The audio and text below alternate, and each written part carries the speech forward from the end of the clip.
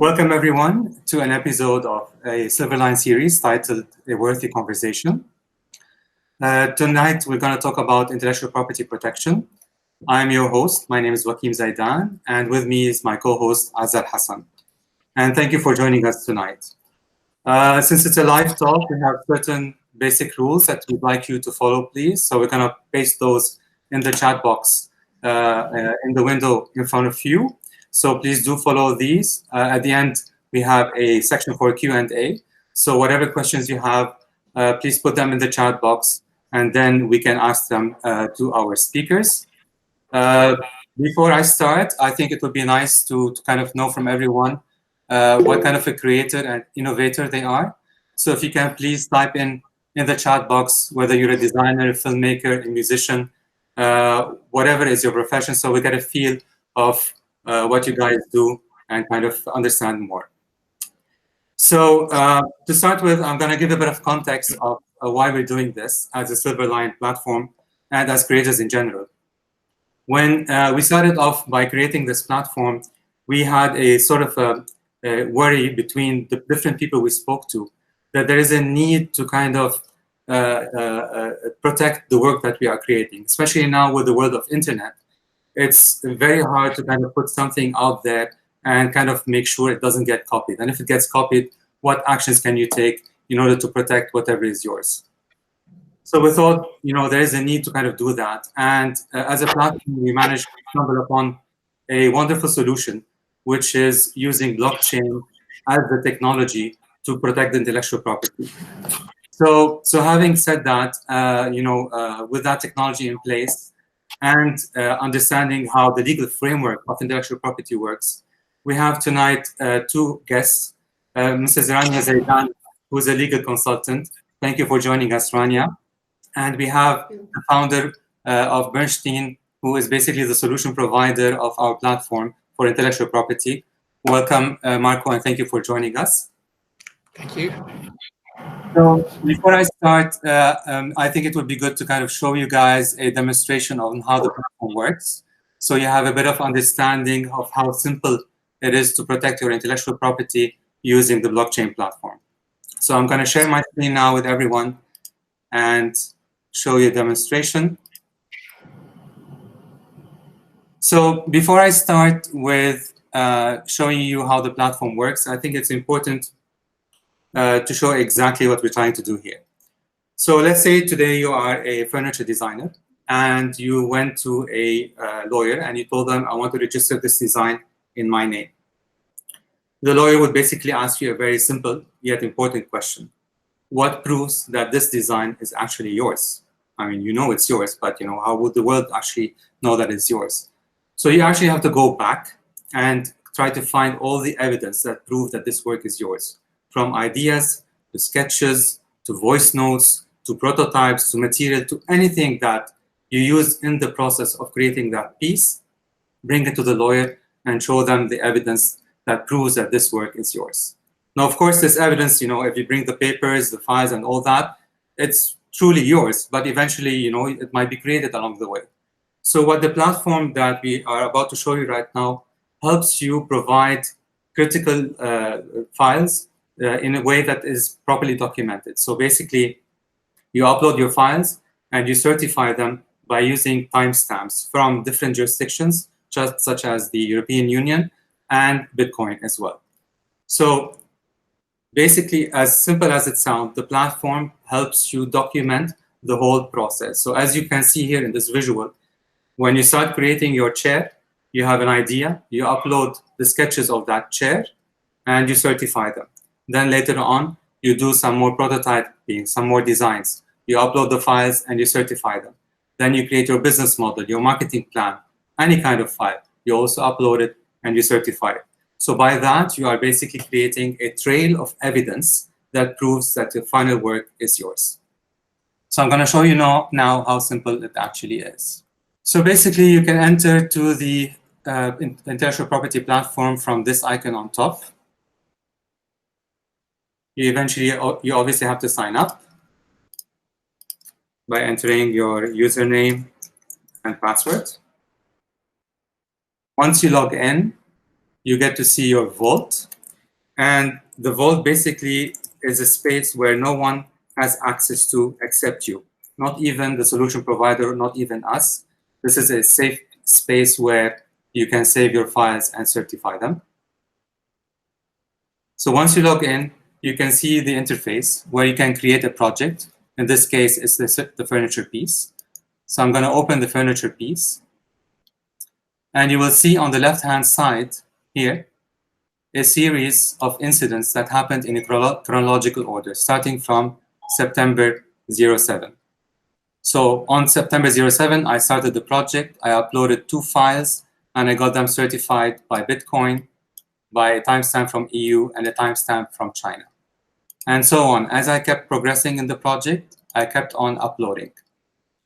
And the interface is so simple. It's as simple as having a Dropbox to drag and drop your files and certify them in one click. So it's like an encrypted Dropbox. So I'm going to show you how.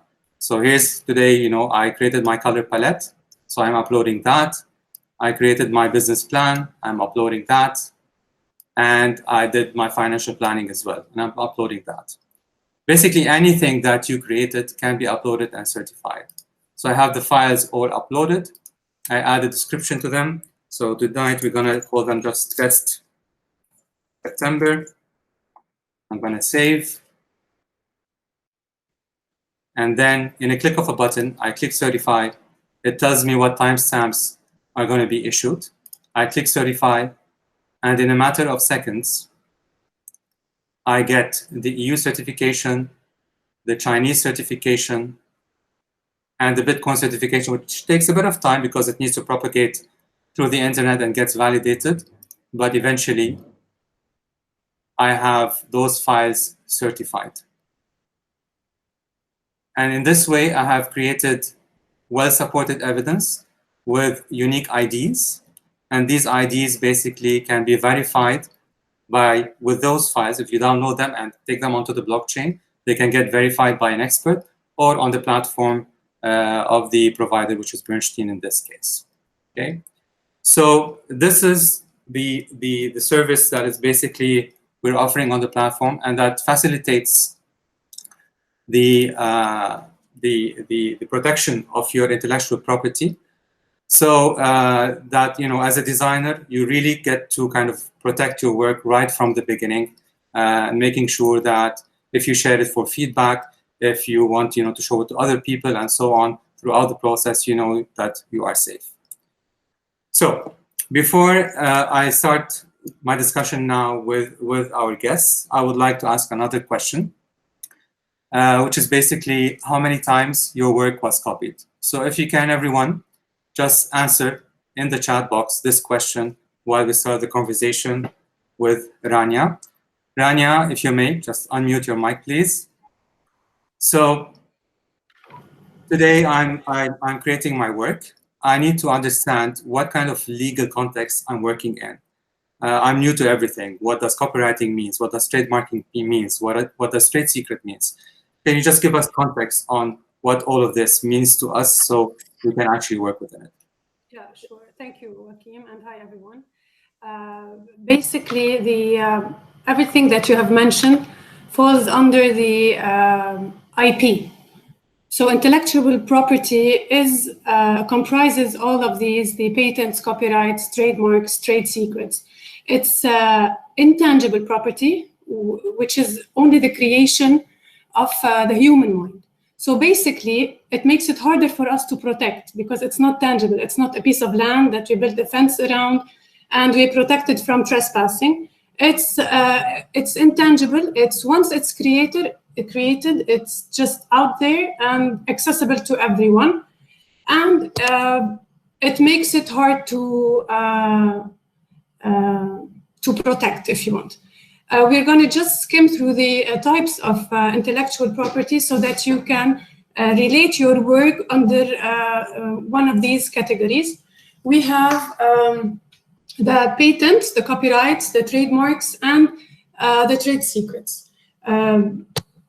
Trade secrets are the legal info or data that we have no interest in sharing with other parties. So it is such as technical data, financial data, strategies.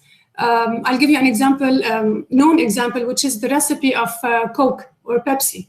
This is a trade secret. It's the core of this company's business, and it's very essential that it is not disclosed or shared to other parties. And the strength of having a trade secret or of the trade secret would be that they're worldwide. They are not only based on a country or a territory. So once you have it, you own it. It's protected worldwide. You don't need to publish it because by default it's a secret, and it's not time bound. As long as you have it confidential, it is protected.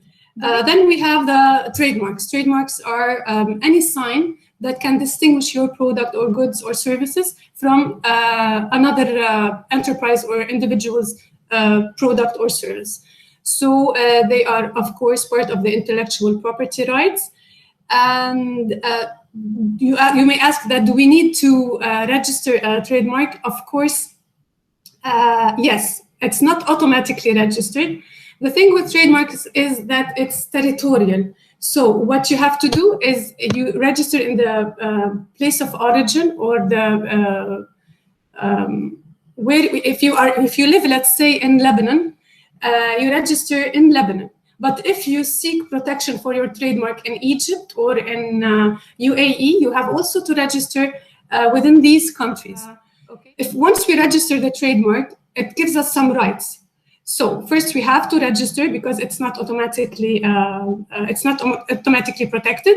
And once we register, we get the right to exclusively use this trademark. And to use it means that we can also give a license for others to use it based on maybe for a certain amount of money or for anything. But the thing is that we own this trademark, and we get to prevent people or stop them from using it, or grant them a license, definite license to use it. Patents. Patents are our exclusive right that we have for an invention or a process that provides a way to do something. Such as when initially the telegraph to a telephone, let's say, I'm speaking initially, this was a patent because there was a means of communication, and then it went from a telegraph into a telephone, and there's another patent. So every way of doing something, a process, a new technical solution to a problem, these are all considered as patents. Okay, when we register our work as a patent, we have the exclusive right to either prevent or stop others from exploiting this invention of ours. But to do that, we have to disclose every single detail in our invention. So it would be public, it would be published, and for the mass public to know the exact details of this invention. It is not worldwide, it's also territorial. So if the place of origin is, let's say, Egypt, you register in Egypt, it's only protected within Egypt. If you need protection, you seek protection in another country, you may open a business there, then you need to register it also there. And it's also time bound. So generally, it depends on each jurisdiction. Generally, it's 20 years or 15, 20 to 25 years from the date you file for the application. And last but not least, we have what is a copyright. And basically this is the concern of, I think, most of the attendees or the participants in this live talk. It's the author's right, the right that a creator, all of you basically, have over your work, artistic work, literary work. It covers books, music, paintings, sculptures, films, programs, database, maps, blueprints, drawings. So this is a copyright. Copyright is, it grants you automatic, how do we say, protection. So you don't need to take any step to protect your copyright. It's protected by law. Once you put your work out there, it's protected.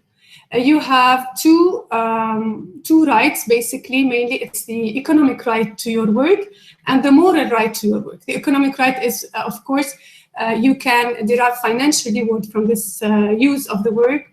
And the moral rights would be the non-economic interest that you may seek, which is to always attribute the work to yourself. Even if you license it to others, the attribution has to be to you at all times. For copyrights, it's true that it's automatically formality-free protection within most of the countries. And we cannot now go into each jurisdiction, but most of the countries provide a formality-free protection to copyrights. Basically, countries within the members of the Berne Convention. Some countries may have system for voluntary registration. We can now maybe skim through few types of voluntary registration. If you are, let's say, a musician and you want to protect your work and give the management to another organization to manage your work and to collect the royalties, there are organizations which are called collective management organizations. And they actually, like the SACEM, if you've heard of it, I don't know. It's for the singers, songwriters.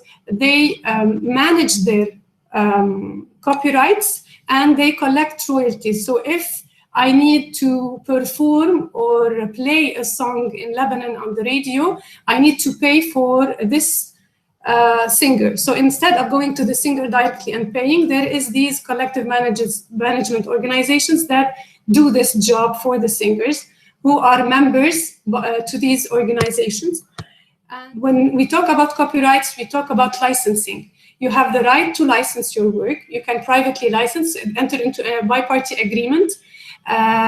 You can give exclusive, non-exclusive, perpetual, non-perpetual, limited to a territory or worldwide license. And that would be privately with a certain kind of contract with one or two parties.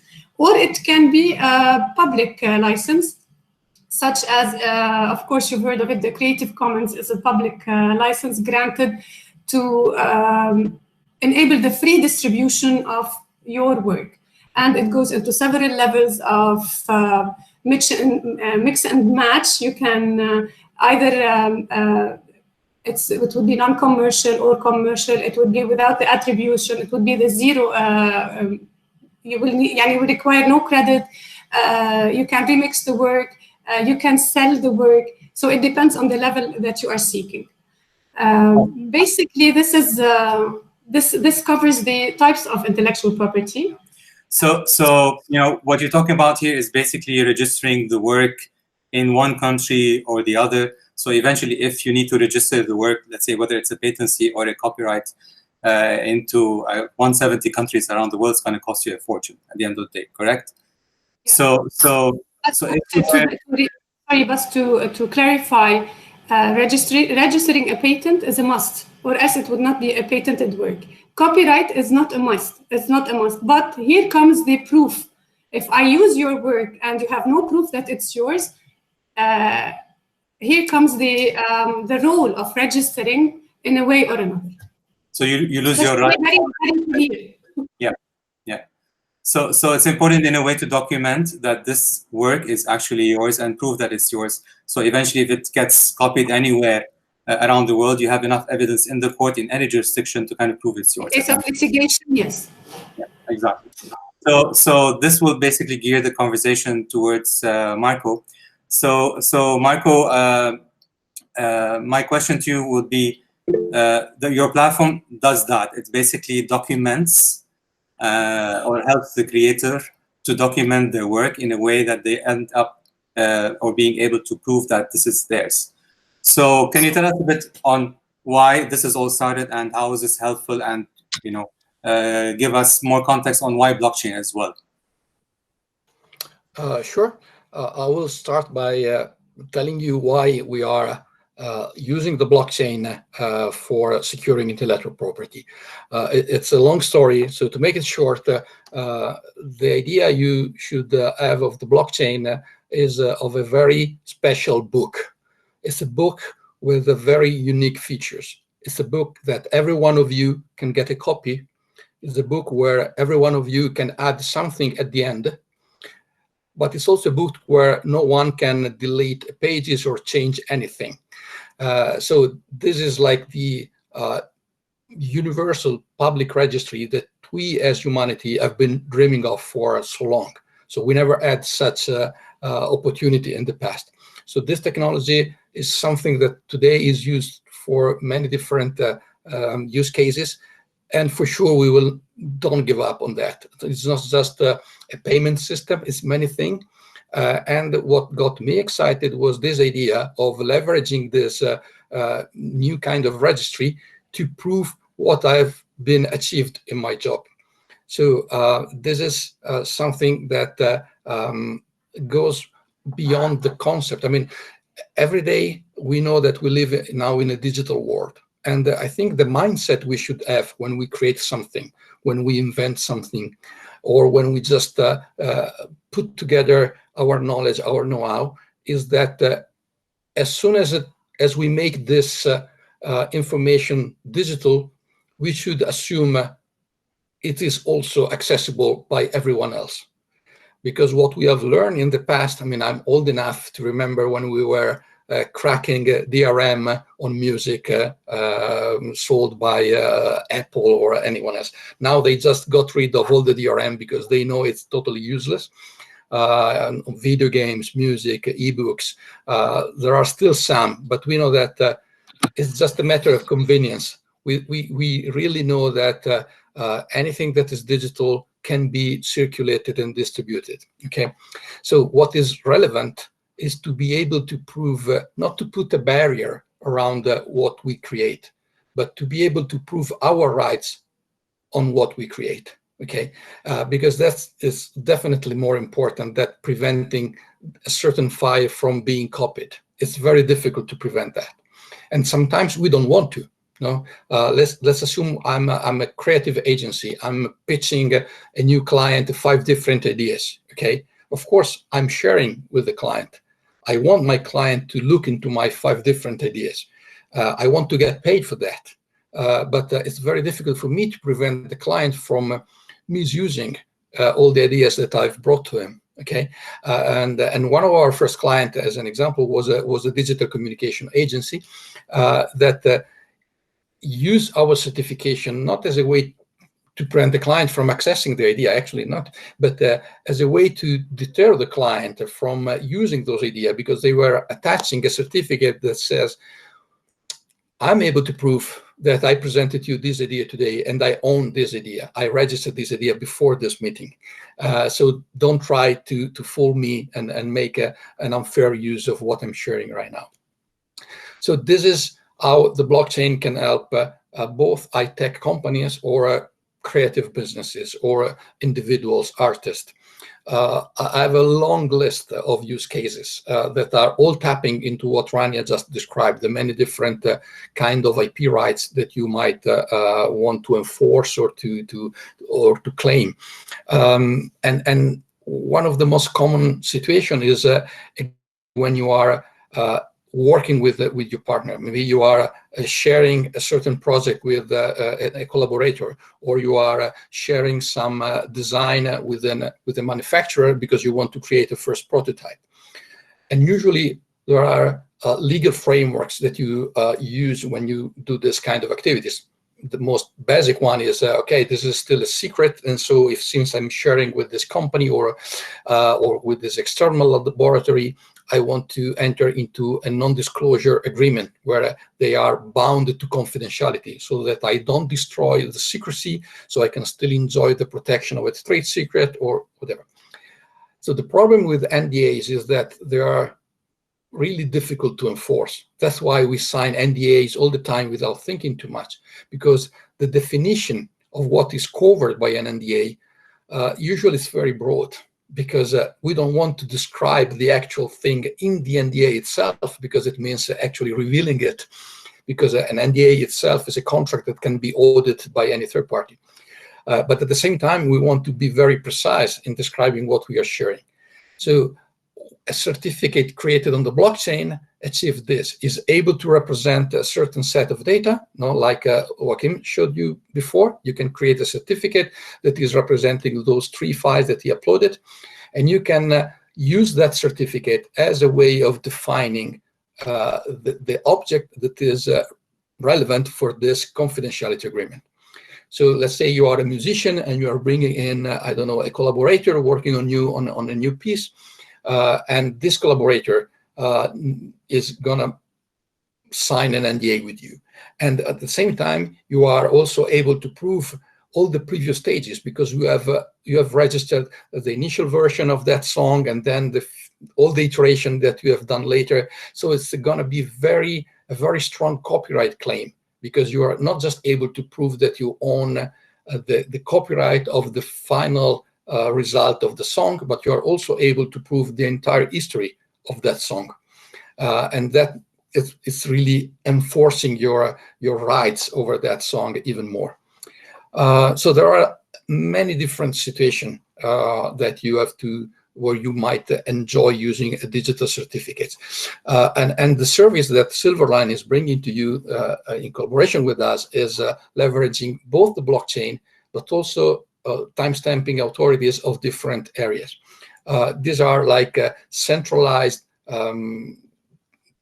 offices that put a digital stamp on your documents. So depending on where you will in need of proving your rights, you might decide to use a Chinese timestamp if you're gonna raise a copyright infringement to a court in China, or you might want to use a Bitcoin certificate if you want to prove the entire evolution of a project, I don't know, in a Brazilian court. So depending where you are facing challenges, you might have the option of picking the certificate that works best for you.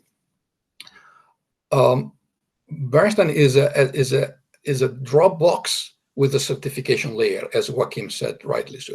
And so why are we offering storage? Because it's complicated. If you work on a project, you know that is made of many different files, and those files are changing constantly. So keeping a repository that where you are able to prove what the knowledge in that project was at a certain time is very complex usually. But with a system like this, it's very simple. You just throw things in it, you click a button, and you're able to prove the knowledge that is right now. Or you can go back in time, as Joachim did, and prove what the knowledge was in September 7th when he registered the first 2 files. And since projects might last for years, maintaining a repository of your project that is timestamped and provable, it's really beneficial to enforce your rights and to prove what are your rights. I don't know how much time I have left, but I can go on and on. I mean, also when you are dealing with registered IP rights, like trademarks or patents, you might still benefit from registering with the Silverline solution, because around a patent, there is a lot of know-how that is not part of the patent, but is still relevant and valuable and worth protecting.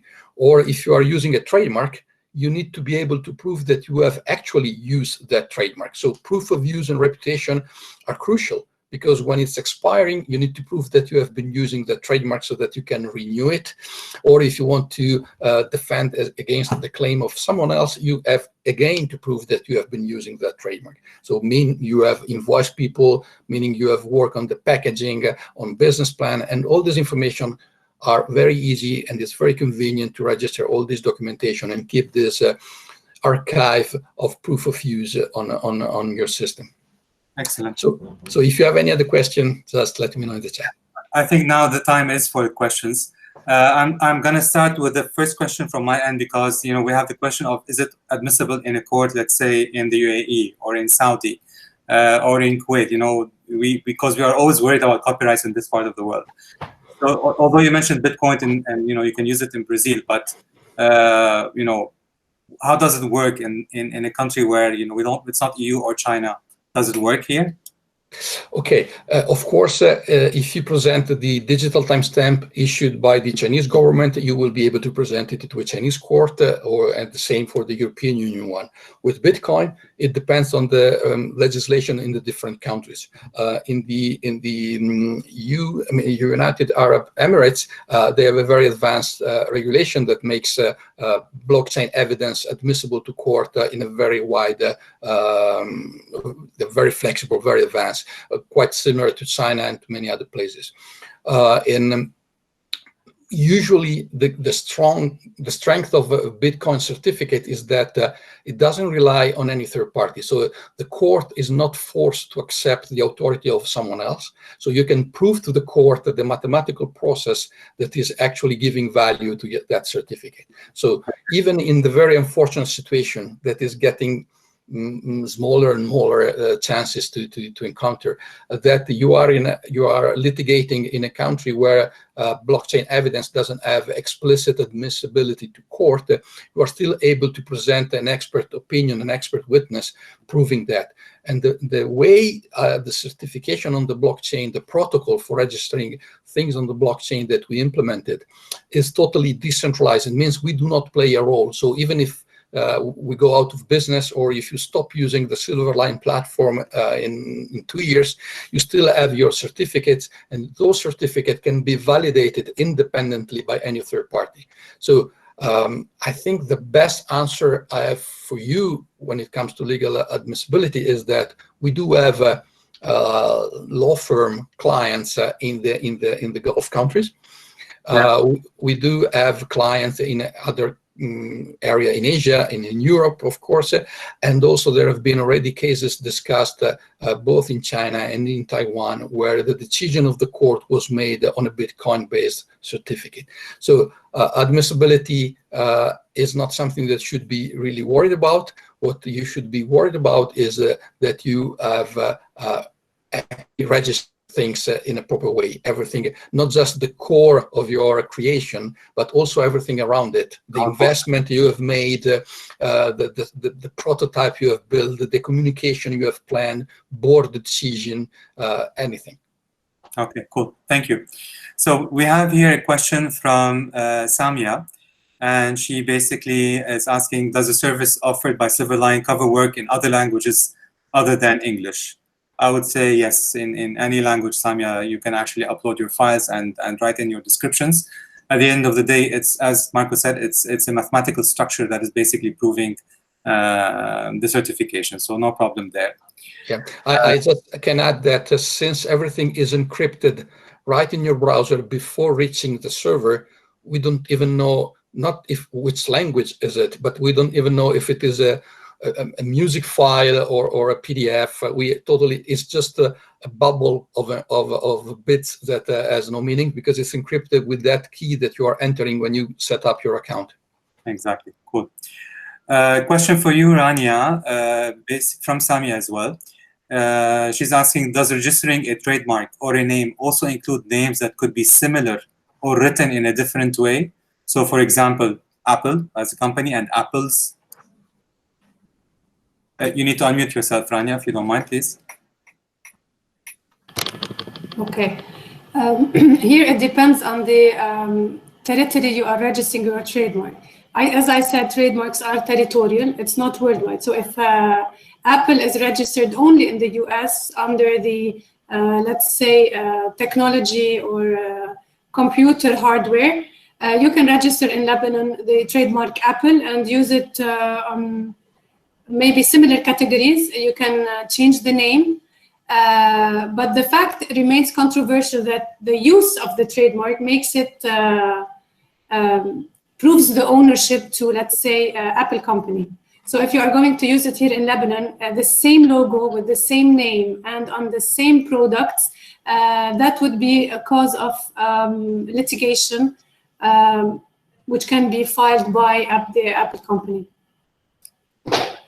Thank you, Rania. I hope that answers your question, Samia. And one more thing, when you apply to register a trademark, what you need to do, the trademark office runs a check. So if it's they find a similar name, they would make you sign a statement that it's at your own liability, and if the owner of the similar name creates any problem or files any complaint, you will be held liable. So, all right, thank you. We have a question from Abir to you, Marco. Well, there are several questions, so I'm going to start with the first one.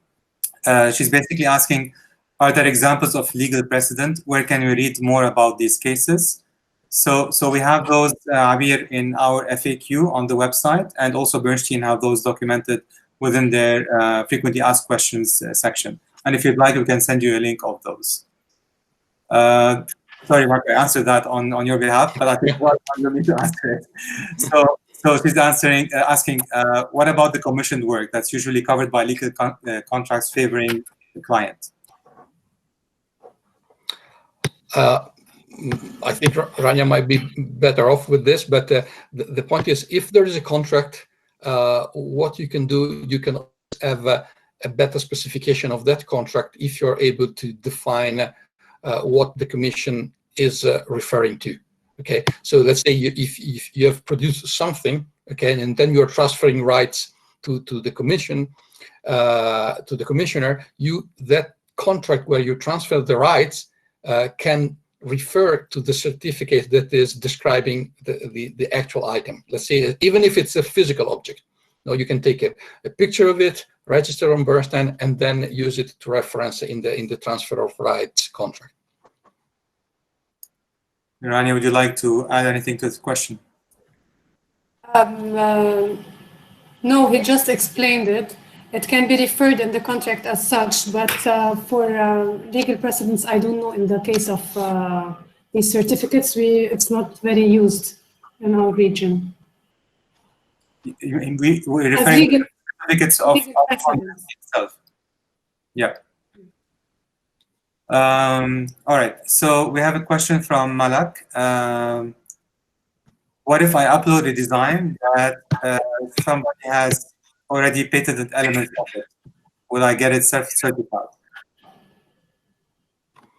So the situation is that you are uploading something that is not yours, basically. So if you upload a design that already has some patented elements to it, you know, somebody owns maybe parts of it, would it still get certified? Sure, because as we said, the platform totally ignores what you are using the platform for. Basically, we're just a gateway to multiple registration platforms, the blockchain, the Chinese authority, the European authority, and the platform is totally unaware of what is registered. I mean, it could be a picture of the dog of the cat of Asa, and that we will give her a certificate. So the point is, if you are registering something that is not yours, I mean, it's basically equivalent to steal something and leave your passport in the place where you have stolen something, because you are signing the theft. So if you don't get caught, okay, great. But otherwise, you have actually put your signature on something that is not yours. So if the real owner is able to prove priority over that IP asset, of course, you cannot repudiate that you tried to register that. So it's not a very smart move to register something yours. So to build on this idea, Marco, so today I did a design, but I did not basically timestamp it or create a trail of evidence. And somebody takes his design, they reverse engineer it, and then, you know, create the sketches, the business plan for it, and so on. And they document it at the end of the day. Can I fight that, or to me that's a lost cause at the end of the day? If you don't have your own trailer record that proves your anteriority, you might be done. I mean, I've recently, not recently, a few months ago, I was talking to a furniture designer that he designed a table, and this table was presented at an exhibition by another large company. Okay, so it was clearly his table, but it didn't go public, and instead the other company manufactured, produced, and presented it. So and actually the company was threatening him to go after him if he did anything, because he didn't have much to defend. So I told him, we can't use Bernstein to help you because it's too late. Maybe for your next works, make sure to start building this chain of certification since the very early sketches of your ideas, and then moving down to the CAD model and to everything. But for this table, I mean, you actually have to be careful not to infringe the rights of this other company. Interesting. So basically, any creator has to make IP management part of their daily practice, right? You know, yeah, yeah, because I mean, getting a trademark is a one-time activity.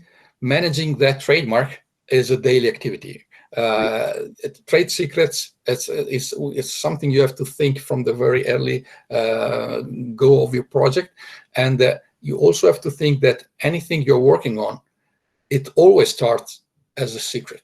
Then at some point it might become public, it might become a patent, you might be publishing it, but in the early phases is when you are more exposed, when you are sharing with your collaborator, when you are sharing with partners, where you are testing the water, and so you have to make sure that in that phase you are covered. Okay, excellent. I hope, Malak, we answered your question, and same thing goes to Abir. So to this, Marco, Rania, thank you very much for your time. This was very enlightening in terms of information and the session. Everybody who joined us, I thank you also for your time. And I hope what we had to say here today and discuss was very useful to you guys. I wish you all a nice evening. Again, Mark, Rania, thank you. Everyone who have attended, thank you very much. And we'll see you on the platform. Goodbye.